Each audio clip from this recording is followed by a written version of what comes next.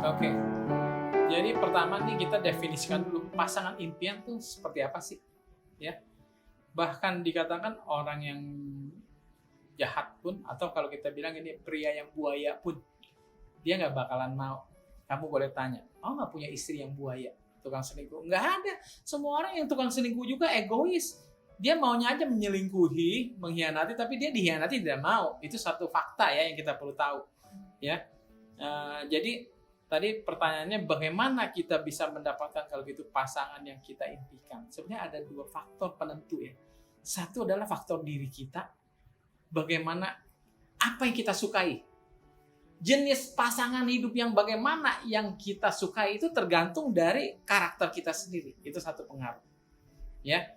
Yang kedua adalah karakter kita juga atau cara lifestyle kita, perilaku kita menarik perhatian lawan jenis calon pasangan. Jadi faktornya adalah satu keluar dari kita sendiri di dalam selera kita, kedua adalah di dalam memikat, betul ya.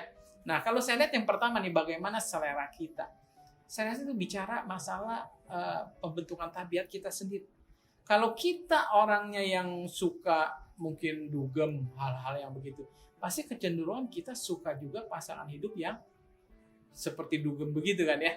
Lalu apa salahnya? Kan saya suka. Iya kan pertanyaannya yang ideal. Yang ideal itu apa? Yang di kemudian hari tidak akan menyakiti hidup kita, menyakiti hati kita, betul nggak? Ya sekarang boleh saya cinta dengan yang saya punya selera. Mungkin orang yang suka dugem, mabok-mabok segala macam. Tapi pertanyaannya itu hanya suka-suka sesaat kan kebahagiaan kita. Ini kita bicara ideal adalah mendapatkan pasangan hidup yang betul-betul akan memberikan kebahagiaan kita, ya nggak seumur hidup. Kira-kira gitu kan? Mau kan pasti kita semua di sini, ya kan? Yang kedua adalah yang tadi saya bilang bagaimana kita pun adalah sebagai daya tarik. Kalau saya samakan dengan memancing ikan. Kita mencari jodoh seperti memancing ikan. Kalau kita mau memancing ikan hiu, umpannya harus daging mentah yang segar dengan darah seember yang mungkin kita mesti pakai gayung kita siram tuang-tuang ke dasar ke lautan sehingga akhirnya memancing tuh hiu-hiu akan datang karena mencium baunya darah. Gitu. Nah, maksudnya apa nih? Sekarang kita mesti sadari terutama misalnya sebagai wanita ya, Anda adalah sedang bertindak sebagai umpan kepada para pria. Nah, sekarang jenis ikan apa yang akan mendekati Anda atau saudari adalah jenis umpan apa kita itu.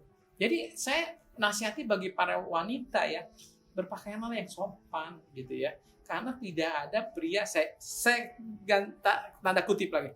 Pria yang nggak bener aja, yang seburuk-buruknya nggak mau punya istri yang buruk. Percaya nggak? Ada nggak? Ada nggak? Coba tanya, saya yakin banget. Boleh disurvei. Ada pria mau punya istri yang buruk? Nggak mau. Dia maunya istri yang betul setia, yang nggak mau disentuh oleh pria lain. Tapi dia boleh sentuh-sentuh wanita lain, itu biasa. Itu kenyataan, boleh dicek. Betul ya? Jadi sebagai wanita kita harus tahu berperilaku, ya, berpakaianlah yang sopan gitu ya. Nggak perlu kita menonjolkan bagian dari tubuh kita. Itu buat apa gitu loh. Jadi pria jenis apa yang akan tertarik seperti itu kita mesti pikirkan. Makanya kenapa seseorang bisa berkata, oh saya bingung, saya udah gonta-ganti pacar, mungkin udah gonta-ganti suami, tapi kok masih nasib saya ini sial terus kesannya gitu ya. Sebetulnya tidak demikian. Tuhan itu baik kok, adil. Tidak ada Tuhan menakdirkan kamu harus menderita. Semua itu pilihan kita. Jadi mungkin selama ini karakter kita belum diubah. Jadi kita masih melihat yang sebetulnya suka kepada pria yang tidak baik sebetulnya. Paham ya maksud saya? Gitu ya. Yang kedua adalah kitanya belum berubah diri. Sehingga yang tertarik sama kita pun kualitas prianya yang kalian tahu sendiri. Jadi akhirnya kenapa kecewa? Ya tanggung sendiri. Kita yang menabur, kita yang menuai. Ya. Soalnya ini bicara merubah diri nih ya. Ini ada satu pengalaman nyata. Seseorang bertanya sama saya, kok saya sudah doa-doa nggak pernah dapat jodoh ya? Kayaknya nggak pernah Tuhan kasih jodoh. Yang benar saya bilang, apa Tuhan nggak kasih jodoh atau matamu nggak melihat itu jodoh? Paham ya? Ini penting, kenapa? Jadi kita doa harus begini sama Tuhan. Tuhan ubahkan aku. Supaya aku menyukai jenis pria yang memang engkau akan berikan kepadaku. Nah itu kalau kita nggak doa kita mesti berubah. Sampai kapanpun Tuhan kasih niat, kita tolak terus. Kenapa? Karena kita belum berubah. Kita tetap maunya jenis pria yang seperti ini. Padahal yang ideal pria seperti itu gitu ya. Kurang lebih jelas ya. Semoga ini bermanfaat buat kita anak-anak muda supaya berbahagia dalam hidup ini. Oke?